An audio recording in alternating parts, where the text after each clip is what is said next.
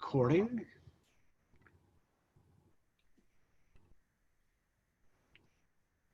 Okay, and I always like that when you're starting a thing, and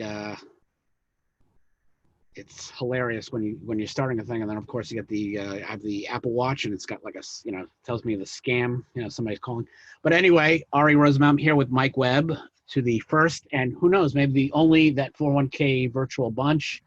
In history, when we talk about first episodes, I want to say the worst first episode of a show of all time is 2020. I don't know if you ever heard the story about it, but Hugh Downs just passed away a couple weeks ago. Yeah.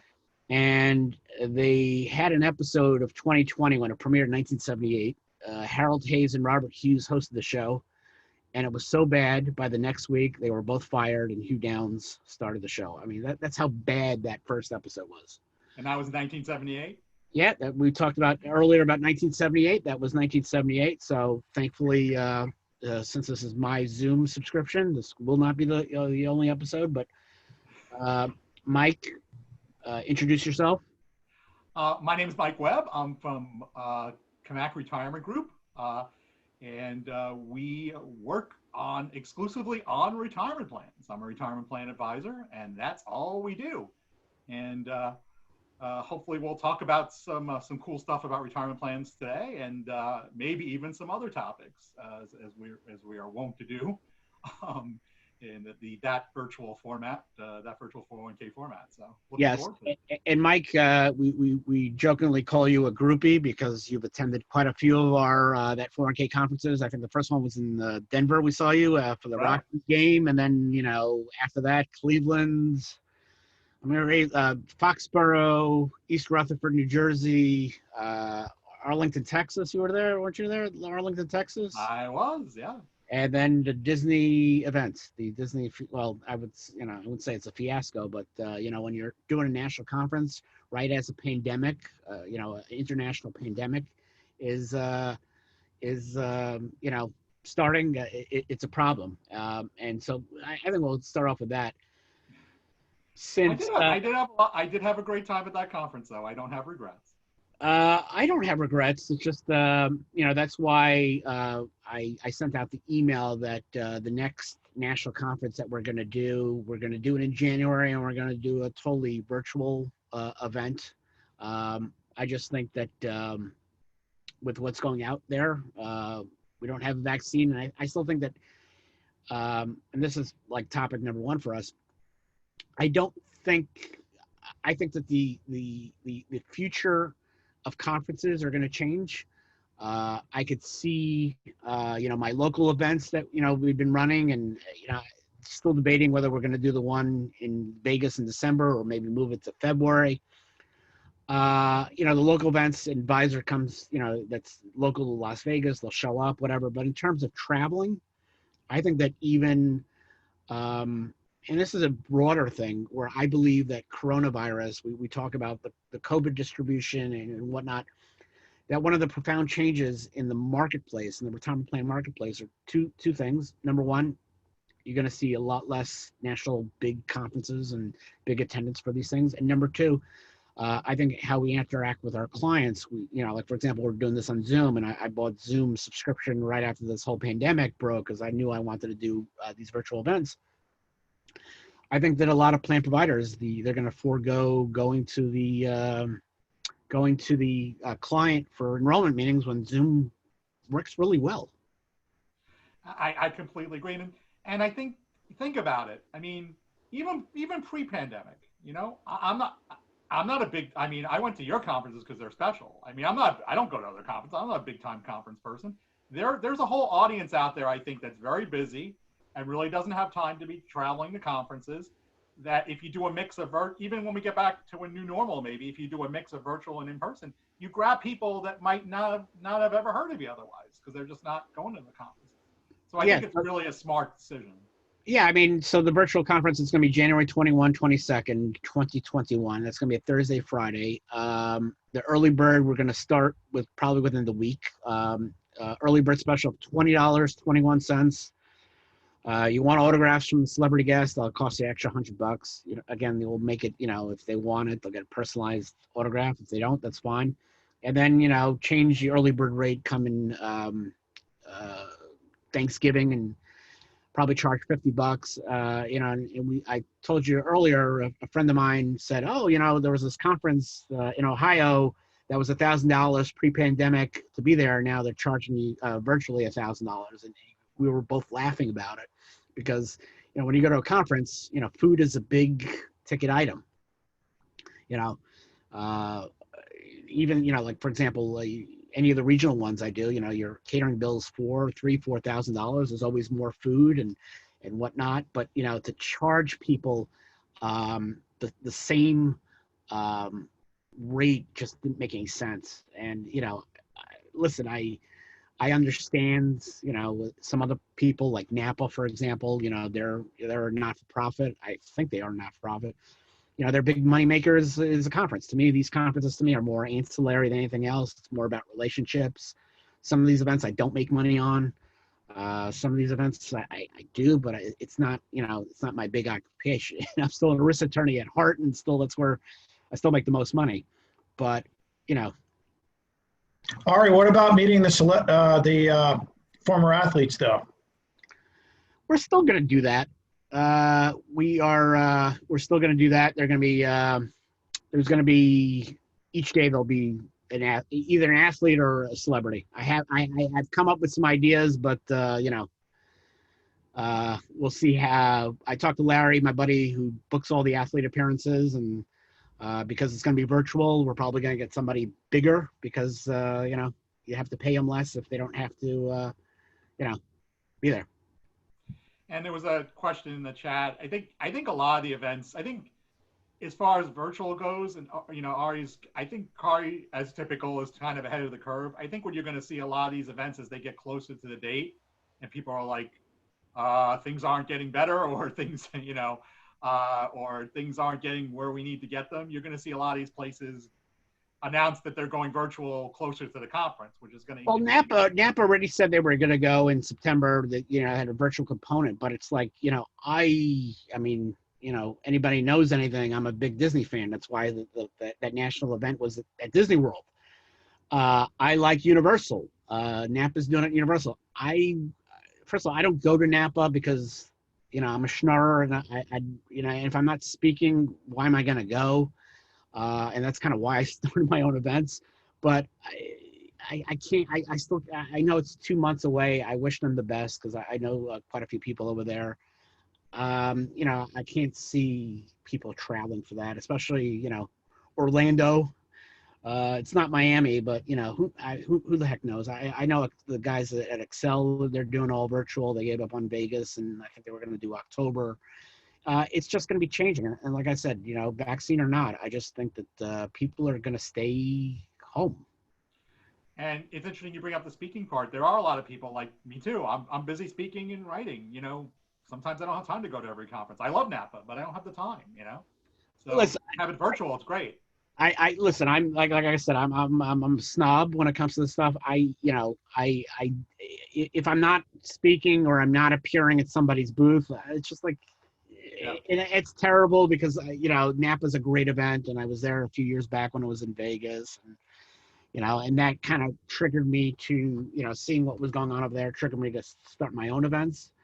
But, you know, it's going to be interesting. And I just talked to somebody who was a speaker at some of my events, Carlos Terrice from Kravitz. And, you know, he said, you know, his firms aren't traveling, and we'll see what happens. I mean, I still, for 2021, we still have the dates. We're still going to go ahead with Minnesota, St. Louis, and Houston, and hopefully we have them. But, you know, it's really changing. But again, the other aspect of it, the Zoom meetings, I think that's going to be the new normal in terms of enrolling people.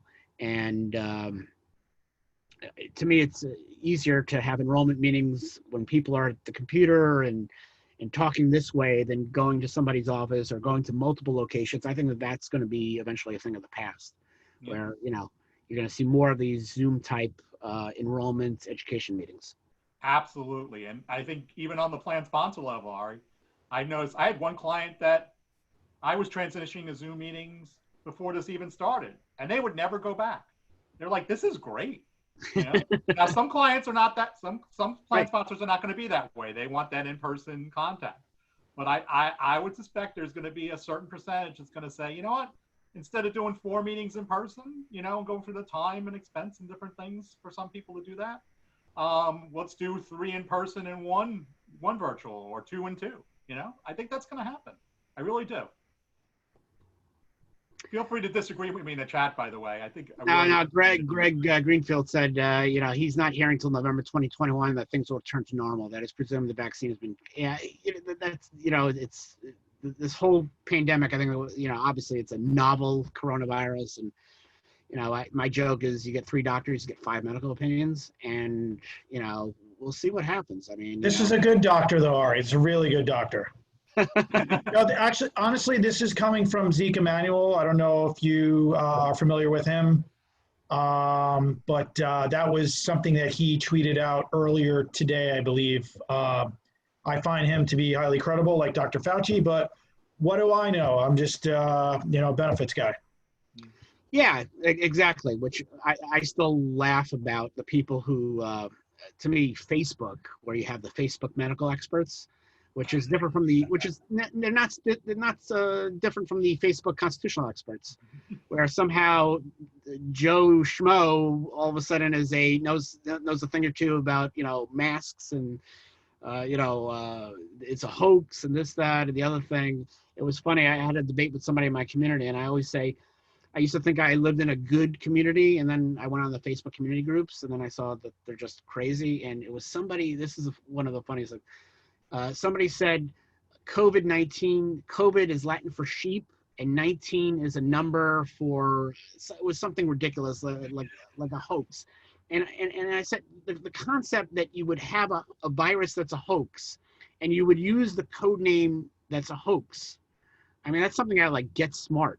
You know, or, you know, you know, just something ridiculous, but that's what you're dealing with. So we'll see what happens. Hopefully we can have events in 2021.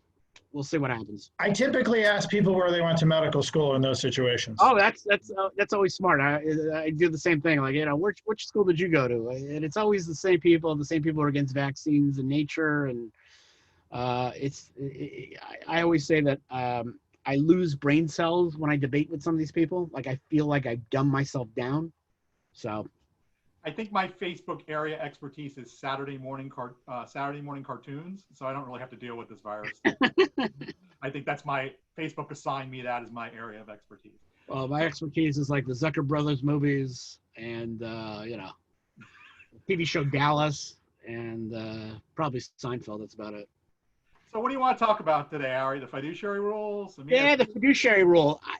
You know, the new rule, as opposed to the new rule that never became new because it was never implemented. And the new rule looks a lot like the old rule. It reminds me of New Coke and Old Coke, which of course only people our age would understand that. You mean they changed Coke?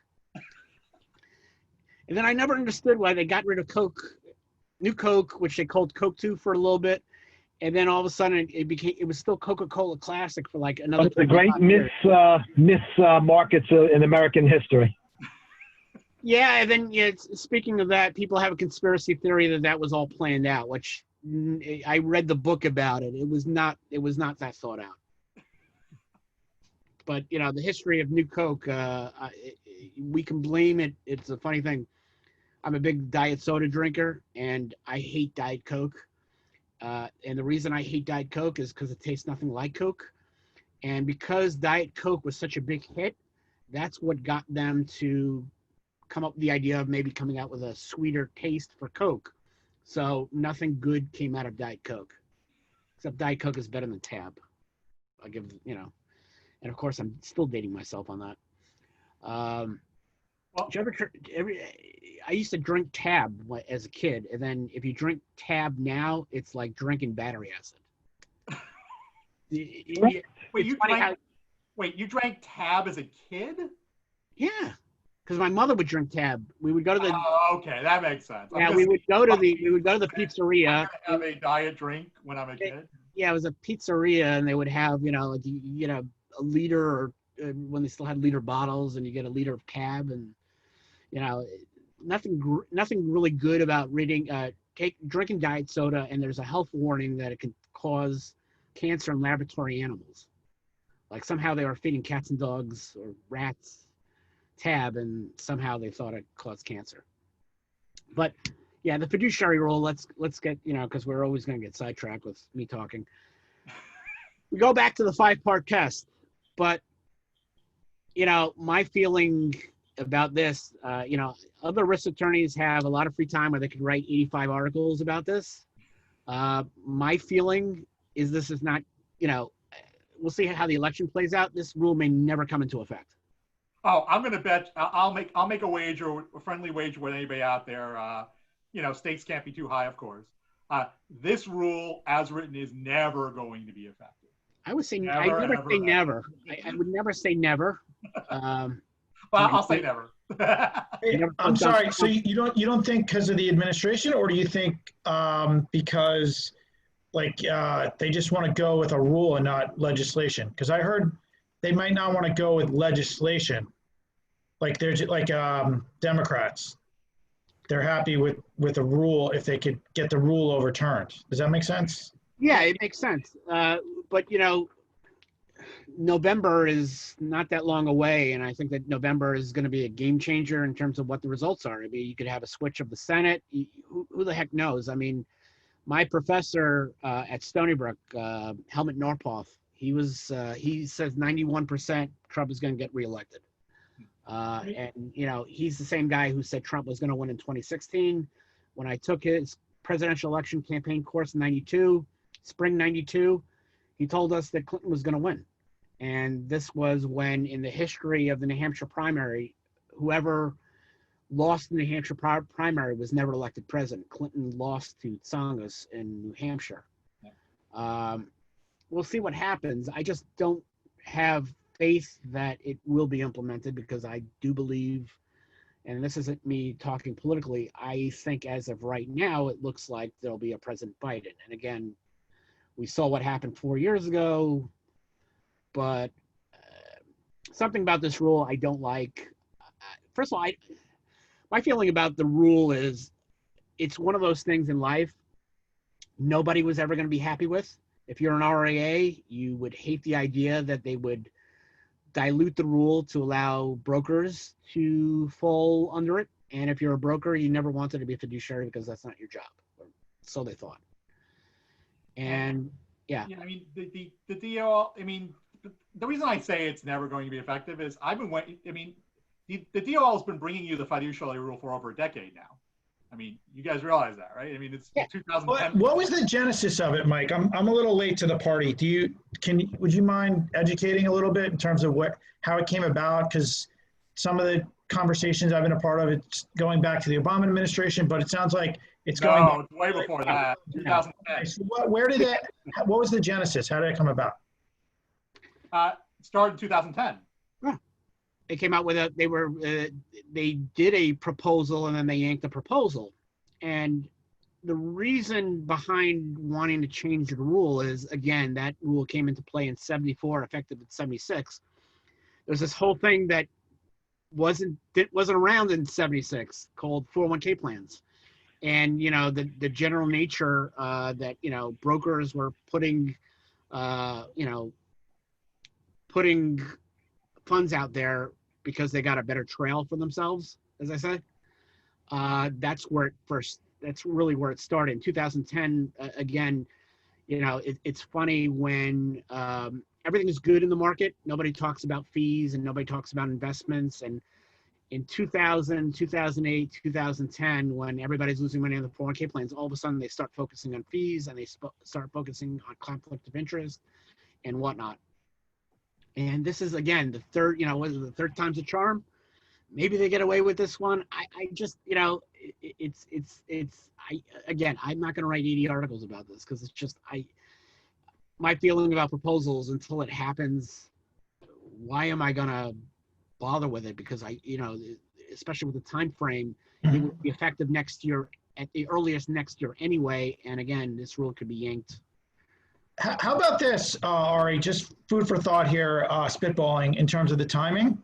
The push for this from the Democrats is in the Labor or Education and Labor Committee, and they kind of have their hands full right now with the return to school stuff. So that's, they might not have time to get stuff done. The Republicans might be banking on something like that. I'm just thinking, like, this timing is everything with this stuff, right? I I think mean, they're banking on, at the time they were banking on Trump winning.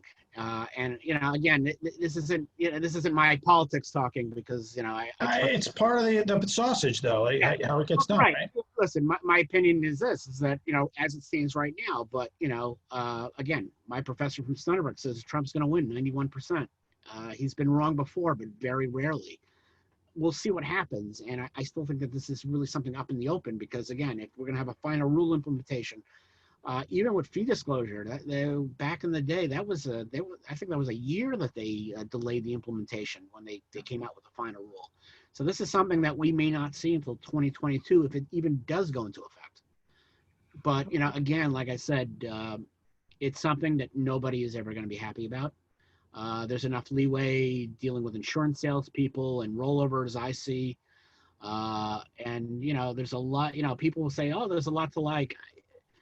It's one of those things where I can't see anybody being happy with it, because it's just, it's still enough leeway. Yeah, there is one thing I like in it, though. The stuff about rollovers. I think getting rid of the Deseret decision, basically disregarding the Deseret decision, is long overdue. I hope that if a rule does become effective someday, hopefully before I retire, I'm not counting on it, but if it does, I really hope that some of the language, if you read some of the language in here, there's really, the DO almost waxes poetic about the fact that, hey, we want to protect people who've spent their whole working careers building up $1 million accounts only to get it rated by some IRA provider, charging 10 times the fees, because because those products are, sold and not bought. There's a lot of space in this rule dedicated to not having that happen. And the old in Deseret, it was basically, hey, if it's a one-time transaction, I'm scot-free. I can do whatever I want. And here they're saying, no, not so fast. If you have some sort of ongoing, even if you're a wirehouse, if you have some sort of ongoing relationship with this person, you're going to have their assets. You might be on the hook for proving to us that this was a legitimate transaction. And the things you actually have to document, if that's the case, that the fee and the value equation was there, that this was a prudent transaction. And I'd really like to see, if I ruled the world, which obviously I don't, I would like to see, the one good thing I'd like to see come out of Fiduciary Rule. I'm willing to concede on certain things, but I'd really like to see people get protected. I can't tell you how many rollovers cross my desk where it's not going to a low cost provider. It's going to a plan. It's going to an IRA that charges, double, triple, 10 times what the retirement plan paid. And it's a real shame. People just get suckered into doing it. I had a family member once rolled over. A broker was selling like a REIT fund. It was an untraded REIT fund. Oh, this is great, great, great. And then that REIT was subject of a class action lawsuit. And then the broker moved on to another firm. And he said, oh, why don't you come with me, move the assets over? By the way, that REIT was terrible. He sold it. He sold it to me. Now you tell me it's terrible because he switched firms, because it was a proprietary REIT, whatever, through this brokerage firm. And then you switch brokerage firms. He goes to, I think he went to Wells Fargo, whatever it was. That fund was terrible. Didn't there used to be verbiage in the old rule that said, like, Mike, I think you could speak to this, the prohibited transaction, or like at the time, there was some at the time verbiage about. Yeah, that's a different thing. What I'm talking about here is that with Deseret, they basically said, if it's a one-time transaction, it's not free. You could sell Sell Wow. them, sell No them lightning insurance. That's like Glengarry Glen Ross stuff. Exactly. Like, exactly. Jeez. Exactly. Kelly the Machine. Exactly. That's a good movie. What you're talking about, though, actually is a good point, probably. For Baldwin from my town. Yeah. Massapequa, yeah. Your point, which is important to bring up, though, is there is unfortunately that kind of, to me, is kind of that flawed logic in this new proposed rule, which is, yeah, if you recommended Enron, but if it was prudent at the time, then you're protected. We don't care if Enron was a Ponzi scheme, a house of cards 10 years later. We're not gonna retroactively go after you. So Greg, I'm actually glad you brought that up. This new rule, unfortunately, has that language in it. So if I could prove that the next Enron was prudent at the time under the new proposed fiduciary rule, if that becomes final and effective, then I'm pretty scot-free. Okay. Last but not least, the last topic, because like I said, we don't want to, have a 2-hour meeting over here. No. People have lives, as I say. Which, of course, my favorite line in the show Cheers. It was the bowling episode, and all of a sudden, Norm goes into the bar at the bowling alley, and all of a sudden they scream, "Norm!" And Sam gives like this look to Cliff, like, how's this possible? And Cliff says, he's got a life, So one thing that I thought was really interesting, ERISA litigators are, I think, some of the craftiest people. A couple years ago, I did a blog piece where I talked about peak ERISA litigation, where the excessive fee lawsuits were only going to go a certain way in a certain time, and eventually they were going to tap out. It comes from the idea of the peak oil theory, that we have enough, that we've hit like a peak in oil and there's no more oil. So the idea is there's so many cases that you could have dealing with excessive fees.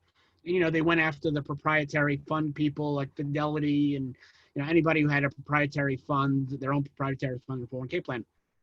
Now, it reminds me of the old adage in the movie Outlaw Josie Wales. Josie Wales is in a bar, sees a guy who's a bounty hunter, and Josie says, "What, you're bounty hunting, are you?" And the bounty hunter says, "Yes, man's gotta make a living." And Josie says, "Dying ain't much of a living."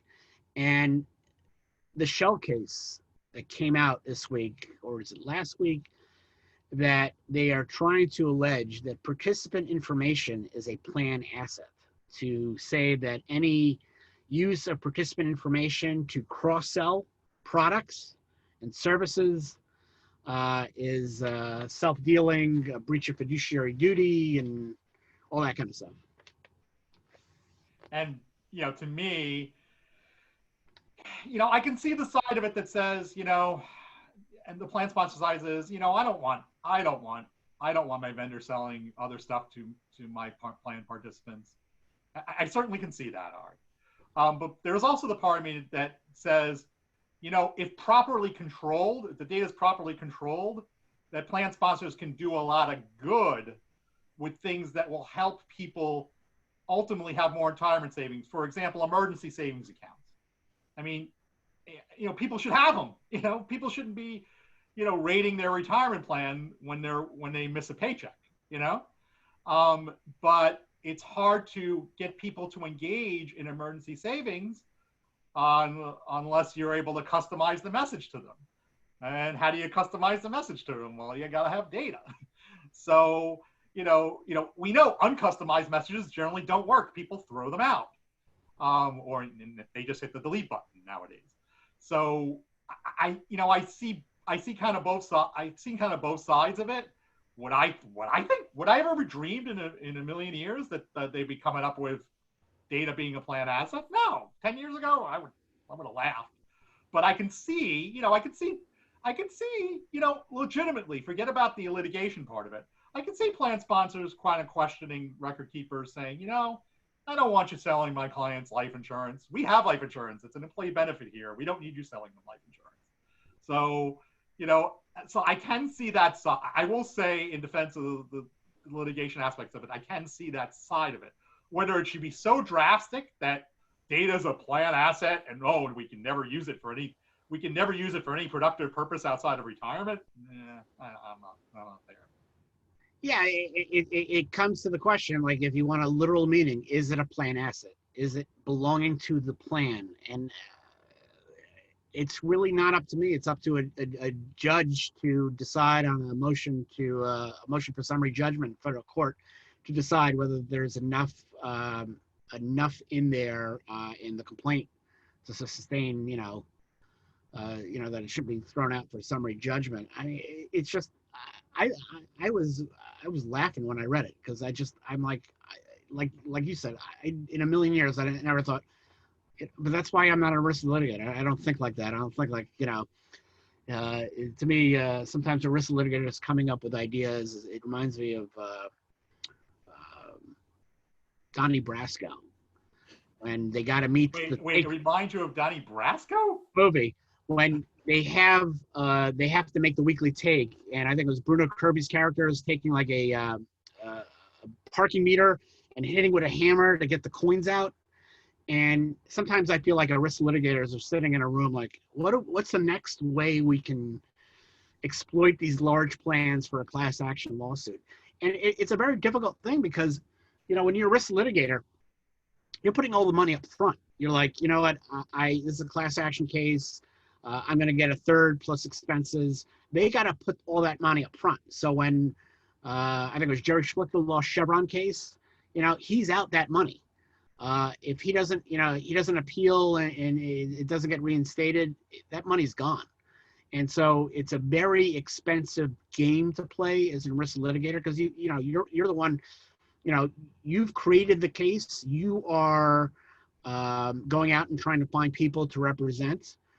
But ultimately, it's a dangerous business, because, in this case, the Shell case, if the court throws it out and the Court of Appeals in that circuit reaffirms the motion for summary judgment, which, again, that's a very hard thing to appeal, they're out that money. But it makes you think, He's done pretty well for himself, though. Didn't he win Tibble versus Edison? I think that was his case. I mean, he wins a lot more than he loses, but I don't think Shell's not his. You have a lot of other ERISA litigators besides him getting involved, and some of them, quite honestly, I don't even think they are ERISA litigators. I think they're just litigators who want to board a gravy train. Yeah. And I think that a lot of these cases, a lot of the new ones, the pleadings aren't very good. They say, well, since Company A picked more expensive funds, then they breached their fiduciary duty. And the courts now are saying, you know what, you actually have to show that the selection funds was an actual breach. I think I've seen cases where they assume that the funds are too expensive, and those cases get thrown out because there's going to be a motion for summary judgment by the defendants, and that's their easy way to get out. And when they grant that summary judgment motion, then they win the case. But if the judge says, you know what, there's enough in the complaint to go ahead, that's when you usually see a settlement. Very rarely do you see people, taking their chances with a jury. But, we'll see what happens. I just, in terms of plan assets, if it's not reported on a 5500, how is it a plan asset? That's how I see it. But the beauty, I guess, of litigation, which was never my thing in law school, I never really had any interest in it, is that, it's new. It becomes new law. 10, 12 years ago, when I was telling people that revenue sharing was going to be a thing of the past, people thought I was crazy. Oh, no, it's what are you talking about? How, and then the cases, especially the Tibble case, to me was a game changer. We'll see what happens. But to me, it's just an interesting idea that, I never thought in a million years you would argue. But, that comes from an experience where I have never seen anybody do very well at cross-selling. I guess the big boys like Empower are pretty good at it. But the TPAs I've been involved with in the past, when they try to cross-sell, it just never really worked out. And I'm sure the bigger companies out there with the representatives, they're able to sell insurance products to participants and mortgage products and whatever. It's something that I've always been amazed at, but I've never really seen it done very well. Yeah.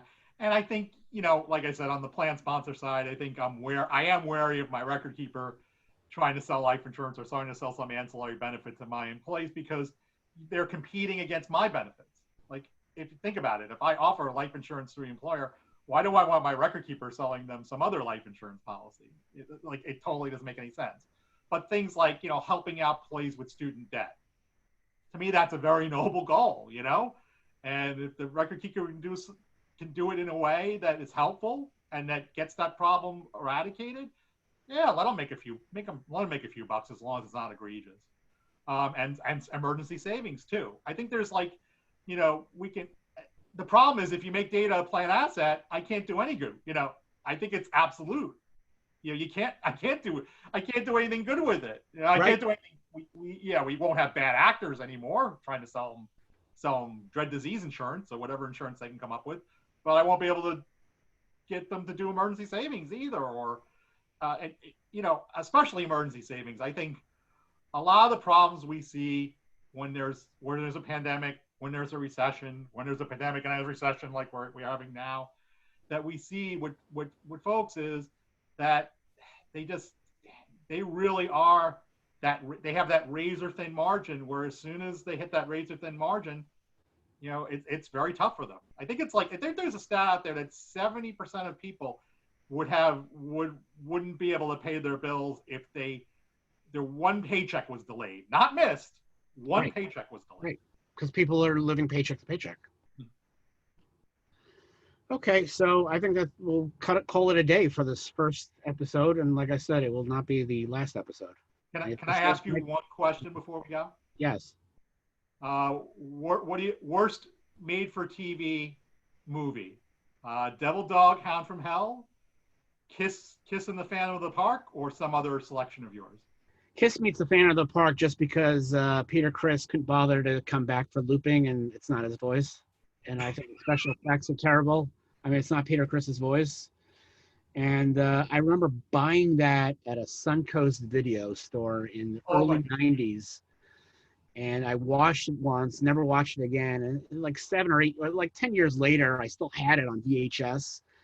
And I was moving everything to DVD. I sold that on eBay for like $40 when I originally bought it. Nice. Yeah. Boy, did that guy there should be a fiduciary rule for that, Ari. No, it's so bad. In terms of So bad, it's good. eBay stories, my best one is selling a billionaire Beanie Baby in 1999 because my parents somehow got all these Beanie Babies. I sold it for $2,100. Yeah. Which of course I invested in a Roth IRA in those days, and then of course the market tanked, but that was a whole nother story. I still came out ahead because I think that Beanie Baby now is about $3 or something. So yeah. So I think we'll end it on that note. Okay, so I thank everybody for attending. And like I said, we didn't keep you more than an hour. It wasn't never the intent. We'll see how we're going to schedule it next time because a friend of mine said, well, you know, Friday at 4 o'clock is bad. Everybody in the summer wants to go home. So maybe we'll do it on Thursday. We'll see. So until next time. And of course, August 14th at 401k Virtual Conference 5, please sign up.